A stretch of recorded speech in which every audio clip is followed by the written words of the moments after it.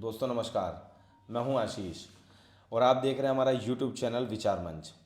वसीम बरेलवी का एक बड़ा ही फेमस शेर है जो कुछ इस तरह से है कि उसूलों पर आँच आए तो लड़ना ज़रूरी है और ज़िंदा हो तो ज़िंदा नज़र आना ज़रूरी है। मैं इसी बात को आगे बढ़ाते हुए सिर्फ अपनी बात में ये बात जोड़ देता हूँ कि बात विचारों की होती है हमेशा, किसी ऐसी चीज़ की नहीं होती या फिर किसी ऐसे राजनेता की नहीं होती जो बहुत बड़ा है, क्योंकि विचार बड़े हैं तभी राजनेता बड़ा है। और इस चीज़ को लेकर जनता आम जनमानस क्या सोचता है वो भी देखने लायक चीज़ें हैं। अभी हाल फिलहाल की जो परिस्थितियां हैं उसका अगर अनुकूलन किया जाए तो सीधी बात यह आ जाती है कि आम जनमानस को क्या मिला, आम जनमानस को क्या मिलना चाहिए, आम जनमानस को क्या मिलेगा। यही सारे मुद्दे हैं जिस पे हर तरह की सरकार, हर तरह की राजनीति टिकी हुई है और आगे भी टिकी हुई रहेगी।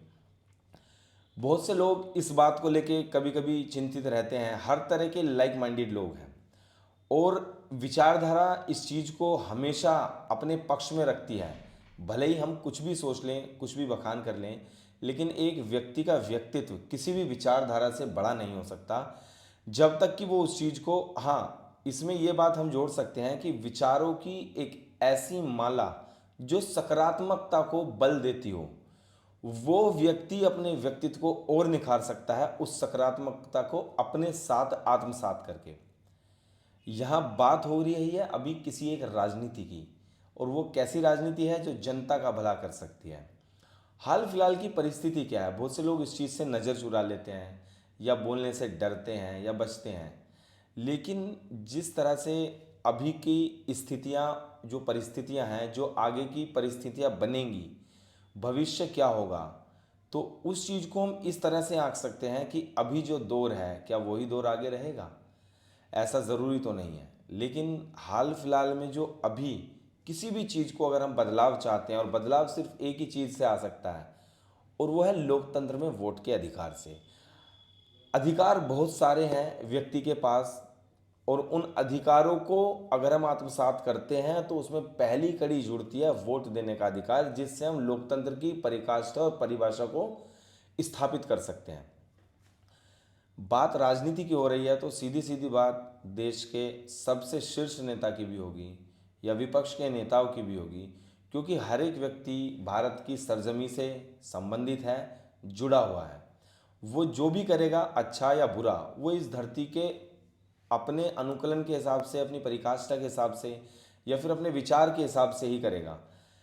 पहली चीज़ है अभी की जो स्थिति है, जिस तरह से अभी नरेंद्र मोदी जी ने नई संसद का उद्घाटन किया, बहुत चर्चा का विषय रहा। कर्नाटक का चुनाव हार गए, बहुत चर्चा का विषय रहा। अभी चुनाव मध्य प्रदेश, राजस्थान और छत्तीसगढ़ में है, ये भी चर्चा का विषय है और रहेगा भी। मध्य प्रदेश की अगर हम बात करते हैं तो उसमें एक बहुत ही प्रचलित चीज़ ये है कि 20 साल से वहाँ के मुख्यमंत्री हैं शिवराज सिंह चौहान। लगभग एक दूसरे शख्स हैं जो एक तरह से मध्य प्रदेश की राजनीति में बहुत अच्छा दखल रखते हैं और बहुत बड़ा दखल रखते हैं, जिनका नाम है ज्योतिरादित्य सिंधिया। ज्योतिरादित्य सिंधिया से जुड़ा हुआ इतिहास मैं क्या सभी जानते हैं, जो भी थोड़ा भी सामाजिक व्यक्ति है वो जानता है कि ज्योतिरादित्य का इतिहास क्या है, उनके पूर्वजों का इतिहास क्या है। मैं इतिहास पे नहीं जाना चाहूँगा, कभी फिर इस चीज़ पे भी हम वीडियो बनाएंगे, क्योंकि बात अगर इतिहास की आई है तो नेहरू, गांधी और गोडसे, इस सब पे चीज़ें खुलनी चाहिए, क्योंकि अभी जो परतें जमी हुई हैं, जो गलत ज्ञान और व्हाट्सएप यूनिवर्सिटी का ज्ञान चल रहा है, उससे इतर भी एक चीज़ है जो असलियत है।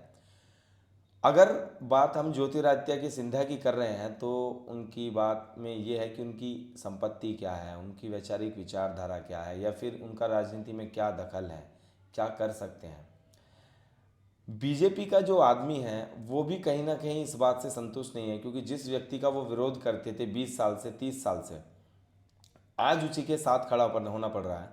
और सामाजिक रूप पर, क्योंकि जब भी बीजेपी का व्यक्ति कोई किसी चीज़ के खिलाफ जाता है तो वो अंदरूनी कटोप रखने लगता है व्यक्ति से। ये चीज़ बहुत ज़्यादा आपको देखने को भी मिलेगी। जो भी बीजेपी लाइक माइंडेड लोग हैं, या यूं समझिए कि कोई उस विचारधारा को सपोर्ट करता है, तो वो बहुत ज़्यादा एक तरह से कह सकते हैं व्यक्ति के खिलाफ हो जाता है, ना कि उसके विचारों के खिलाफ। मानिए कि हम किसी व्यक्ति को पसंद नहीं करते हैं, कोई राहुल गांधी को पसंद नहीं करता है, कोई नरेंद्र मोदी को पसंद नहीं करता, तो हम उन्हें पसंद क्यों नहीं करते? क्योंकि मैं तो व्यक्तिगत तौर पे मानिए कि नरेंद्र मोदी जी को नहीं जानता हूँ, लेकिन अगर हम विरोध करते हैं तो उनके विचारों का विरोध करते हैं, ना कि नरेंद्र मोदी जी का। हमें इससे क्या मतलब है कि देश का प्रधानमंत्री कौन है? हमें इससे मतलब है कि देश के प्रधानमंत्री ने हमारे लिए क्या किया, या उसकी अभी तक की स्थिति ऐसी है कि वो हमारे लिए क्या कर सकता है। बात सिर्फ चुनाव की ही नहीं है, बात व्यक्ति के व्यक्तित्व की भी है, बात व्यक्ति के विचारों की भी है। और उसी चीज़ को लेके आदमी एक यकीन करता है कि ये व्यक्ति हमारे लिए कुछ कर सकता है, या ये व्यक्ति हमारे लिए कुछ नहीं कर सकता है। बात तो इस बात की भी है कि हम लोग जो आपके सामने बात रख रहे हैं, उस चीज़ को आपको भी देखना पड़ेगा कि आज से पहले जो ऐतिहासिक रूप से पहले कार्य हुए हैं, क्या उसी तरह की कार्य पद्धति और कार्य प्रणाली अभी जारी है?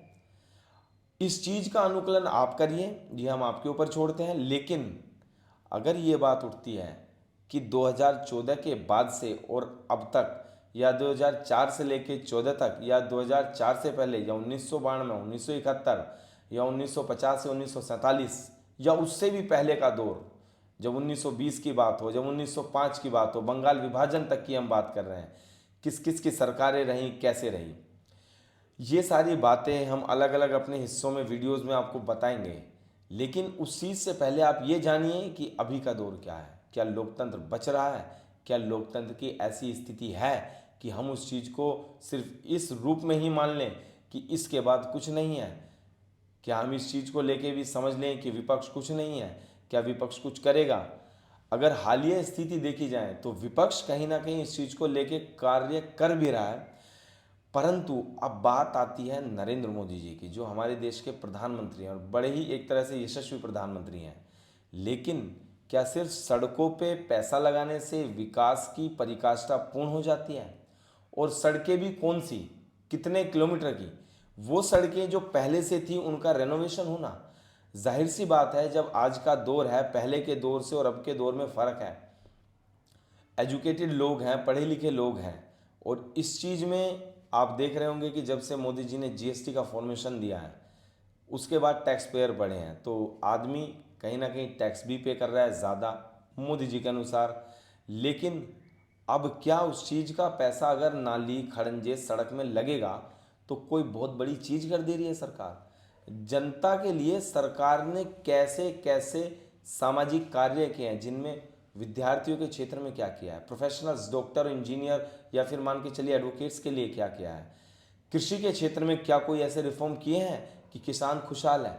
पेट्रोल, डीजल, गैस, इन तीनों की जिस तरह से प्रीमियम वृद्धि है, पैसा वृद्धि है, क्या वो एक आम आदमी को फब रहा है? ये एक बहुत बड़ा मुद्दा है। जहाँ तक बात इस स्थिति की है कि क्या सिर्फ हम ये मान के चलें कि अभी जो विकास है उसके बाद कोई विकास नहीं, या भारत को लोग 2014 के बाद से ही जानने लगे हैं? ऐसा नहीं है। विवेकानंद के समय हो, या फिर मान के चलिए रानी लक्ष्मीबाई का समय हो, उस काल की मैं बात कर रहा हूँ। अगर बात वास्को डी गामा की हो तो 1498 में जब वास्को डी गामा भारत आया, तो उसने जब खोज करी, उसके बाद अंग्रेज आए, ब्रिटिशर्स हैं जो, और या फिर मुगल सल्तनतें रहीं, तो भारत को तो लोग पहले से जानते हैं, और भारत का सम्मान अब से नहीं है, बहुत पहले से है। नरेंद्र मोदी जी अमेरिका गए थे, उस समय डोनाल्ड ट्रंप की सरकार थी, तो डोनाल्ड ट्रंप के जो होम मिनिस्टर थे और विदेश मंत्री थे, वो नरेंद्र मोदी जी का स्वागत इन शब्दों से कर रहे थे कि हम ऐसे देश के प्रधानमंत्री से मिल रहे हैं जिनके लीडर गांधी और नेहरू थे। तो किसी भी व्यक्ति की अगर तुलना करनी है तो उसके कार्यकाल को पूरा होने के बाद करें। हम खुद इस चीज़ के पक्षधर हैं, लेकिन कार्यकाल के पूर्ण होने से पहले ही अगर लक्षण ये दिखाई दे रहे हैं कि जो बल्लेबाज विकेट पे बैटिंग कर रहा है, और अगर 5 दिन का टेस्ट मैच है, तो अभी उसके 10 ही रन हुए और ओवर फिक चुके हैं 30, तो हम क्या ये मान लें कि अगले बचे हुए 5 ओवर में वो 300 रन बना देगा? ऐसा तो संभव नहीं है। तो बात बस वही स्थिति की है कि अभी जो बल्लेबाज विकेट पे बैटिंग कर रहा है उसकी क्या स्थिति है। क्या हम 9 साल के जो कार्यकाल हैं, अगले 1 साल के अंदर वो 9 साल की पूर्ति कर सकते हैं? नहीं कर सकते। आम आदमी के सुख दुख की अगर बात करनी है तो आम आदमी के वैचारिक विचारधारा को आत्मसात करना पड़ेगा। इस देश में हर तरह के लोग रहते हैं, पैसे वाले भी, मिडिल क्लास भी, अपर मिडिल क्लास भी, those people who are living in India are also poor person, वो एक गरीब तबके से भी आते हैं। तो यहाँ तक ये वाली भी एक समझ है। तो इस समझ को जिसने आत्मसात कर लिया, जनता उसके साथ है और विचारों में बदलाव आते रहते हैं, सरकारों में बदलाव आएंगे। सरकारें कभी एक समय में अगर एक किसी की सरकार है तो हमेशा वो सरकार रहेगी, ऐसा भी ज़रूरी नहीं है। हम लोग राजनीतिक बात की पुष्टि करते हैं, विश्लेषण करते हैं। सुनकर आपको कैसा लगता है, आप इस चीज़ पे अपना जवाब जरूर दें, कमेंट जरूर करें।